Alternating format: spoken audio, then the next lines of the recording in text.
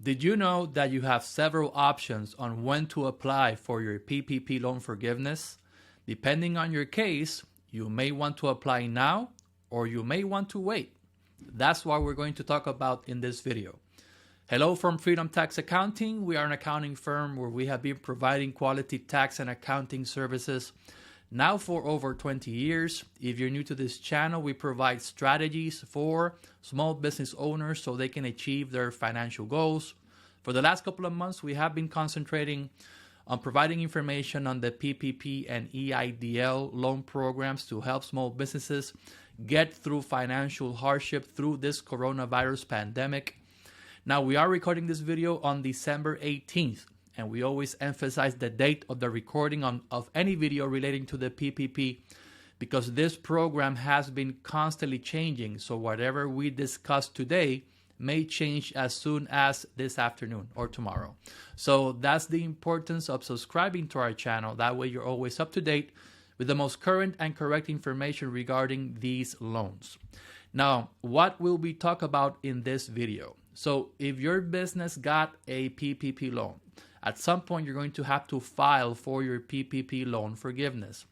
And we are going to discuss these options if you are self-employed, independent contractor, sole proprietor, if your business is a partnership, meaning that you file your business taxes via Form 1065, or if you are an S Corp or a C Corp, meaning that you file your business taxes through Forms 1120 and 1120S.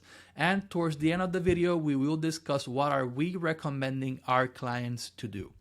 Now, the first thing you have to know is that basically you have a lot of time to apply for PPP loan forgiveness. You don't have to rush and apply now. You do have time. Now, this is the PPP loan forgiveness timeline. Okay, now for example, the first date you need to know is your disbursement date. That's the date that the PPP loan funds got deposited into your bank account. Okay. After that, that is what is called the covered period. Now, at the beginning of the PPP program, the covered period was only 8 weeks, but then they extended it to 24 weeks. Now, you can choose if you want the 8-week period or the 24-week covered period. Now, we have been doing many PPP loans and cases, and we still have not found one case where it makes sense to choose the 8-week covered period. So I would say 99%, I don't want to say 100%, of cases, it is better to choose the 24-week cover period because you're going to get a lot more benefits and you have more opportunity of getting your loan 100% forgiven. So from the date you got the funds, 24 weeks is the covered period. Now, after the 24-week covered period is when most banks are recommending that you apply for forgiveness. Now, the SBA says that you don't have to wait until the end of the 24-week covered period, but in our experience, the banks are basically telling their clients, no, you need to wait till the 24-week covered period ends. Because remember, the PPP loan forgiveness you have to do through the bank that gave you the funds. It's not from the SBA. So the SBA may say one thing, but the bank is really the one that is going to give you the rules for how to apply for your PPP loan. So after the 24 weeks, this is where most banks are recommending that you file for forgiveness. Now, after that 24 weeks, you have 10 months to apply for PPP loan forgiveness. After the end, when those 10 months go by, this is your application deadline. Okay.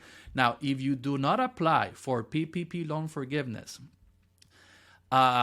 by this point of 10 months after your end of the covered period, you have to start making payments towards the loan with your bank. Okay, so that's very important. So as you can see, there's a lot of time to apply for PPP loan forgiveness. Now, the second thing is that really it's a very tough decision to decide when is the best time to file your PPP loan forgiveness. Why? Because you can either wait and don't file for forgiveness. Why? Because there is a bill in Congress that is still pending approval that if Congress approves it, then basically all PPP loans under $150,000 will be automatically forgiven. So this will automatically forgive a lot of PPP loans, and then you won't have to go through the work of applying for PPP loan forgiveness with your bank, which the PPP loan forgiveness applications that we have done here in Freedomtax, the banks are giving us a very hard time. The PPP forgiveness process with the banks is not going as smooth as we thought. The banks are a little confused on the process. They're asking for a lot of documentation they don't need to ask for. So it's not as simple as applying for the PPP loan with your bank. So a lot of people are waiting to see if Congress finally approves the automatic forgiveness for all PPP loans under $150,000. Now, you can wait for this to see if it gets approved, but you cannot wait too long, because you, at some point early next year, you need to file your business tax returns, okay? And unless Congress acts soon, the IRS states, remember, that you cannot deduct the business expenses paid with forgiven PPP loan funds. Now, what does that mean? That means that basically you can't finish your accounting until you know the amount of forgiveness that the SBA is going to provide your business, because that is going to affect your net profit, and that is going to affect the amount of taxes you're going to pay from your business. Now, if you do not know what I'm talking about this IRS tax adjustment with the PPP loan, we encourage you to watch this video that we made a couple of weeks ago. It's a very short video where we discuss exactly what the IRS PPP tax adjustment is and how it will affect your taxes. Now, you can watch it on this link above here, or we will put the link in the description below. Okay, now what should you do and what are we telling our clients? So let's first take a look at the cases if you're self-employed, independent contractors, or sole proprietors. Basically any business that filed for a PPP loan if they filed a Schedule C. Okay, now, or if you're a partnership that your business files taxes via Form 1065, but very important, is without payroll. So if you're self-employed or your business is a partnership, this applies to you if your business does not have payroll, meaning employees that you give them a W-2. Remember that 1099 contractors don't count as employees. Now, first thing you have to do is confirm that you got the correct PPP loan amount. Unfortunately, a lot of banks made a lot of mistakes and gave businesses a lot more PPP funds that they were allowed to get. So this will affect the amount of forgiveness you get from the SBA. So the first thing you have to do is confirm if you got the correct PPP loan amount. And if you don't know how to do this, we will put links in the description of this video to other videos where we show you how to do this. Okay, now confirm if you got the correct PPP loan amount. If you got the correct PPP loan amount, basically if you follow the rules of the 24-week cover period, you will get, or you should get, 100% forgiveness even if you apply now or if you apply later. Okay, so it's basically now a personal preference if you want to go through the process of forgiveness application with your bank, or if you want to wait till if Congress approve the automatic forgiveness and you don't have to do anything. But in either case, you really are going to get 100%, you should get 100% forgiveness, unless you also got an EIDL grant or advance. Because remember, whatever EIDL grant or advance you got from the SBA will affect your PPP forgiveness. For example, in most cases, if you were self-employed and you got a PPP loan and you also got the EIDL grant advance of $1,000, then your PPP loan will not be forgiven for $1,000. So, and that $1,000 will become a loan with your bank. Okay? And once again, we will be putting links to other videos in the description of this video if you need to learn or know how to find and calculate your correct PPP loan amount. Okay?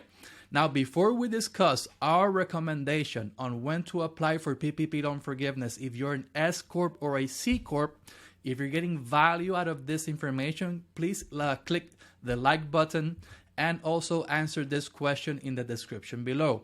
Are you going to apply for PPP forgiveness soon, or are you going to wait? Okay, please answer this question in the comments below. Okay, now what to do if you are an S Corp or a C Corp, meaning that you file your business taxes under Form 1120S or 1120. Again, the first thing you have to do is confirm you got the correct PPP loan amount. You don't know the amount of cases we have seen where banks made mistakes and they gave businesses the wrong amount. So when you file for forgiveness, the SBA is going to know and figure out that you got more than you should have, and whatever you got in excess then will not be forgiven. Okay? Now, if you are an S Corp or a C Corp, you basically have two options. The first option is to apply for PPP loan forgiveness no later than the end of January of 2021. Why? Because once you submit your PPP forgiveness application to the bank, they can take up to 60 days to let you know how much was forgiven. So, once you submit the application, you have to wait. But if you apply no later than the end of January and the SBA takes 60 days to let you know how much was forgiven, now you may be able to file your corporate taxes by March 15th if you're an S Corp, or by April 15th if you are a C Corp. If you're an S Corp or a C Corp, in most cases you have to file your business taxes first, and then you can file your personal taxes. So the advantage of applying for PPP no later than the end of January is that you may be able to file your business and personal taxes on time, okay, and early in the year. Now, the negative part of this strategy is that, let's say that you apply for forgiveness in January. 60 days go by. Now we're in March. If the IRS at that time still has not changed their rules on the PPP tax adjustment, meaning that you don't know exactly how much was forgiven, and you file your taxes making the PPP tax adjustment, and then the IRS changes it, then you may have to file an amendment and change your business taxes, okay? So this is the downside of this strategy. Now, we really feel because a lot of people want to file their taxes on time. And this is not official, but here in Freedom Tax, we feel that in the 2021 tax season, the IRS should extend the due dates for taxes, same as they did here in 2020, but that is not official yet. Now, if you're an S Corp or a C Corp, you have a second option. You can wait for the automatic forgiveness, or see if Congress helps the IRS change the ruling on the deductibility of expenses paid with forgiven PPP funds, okay, and apply for forgiveness later. This is a good option. Why? Because you're filing your taxes with all the available information already. Okay, you're not waiting to see what happens. You wait for Congress decision if the IRS changes the tax adjustment rules for PPP funds, and then you can apply. So this is a good option as well. But the downside is that you may have to file an extension, and you may not file your business on time.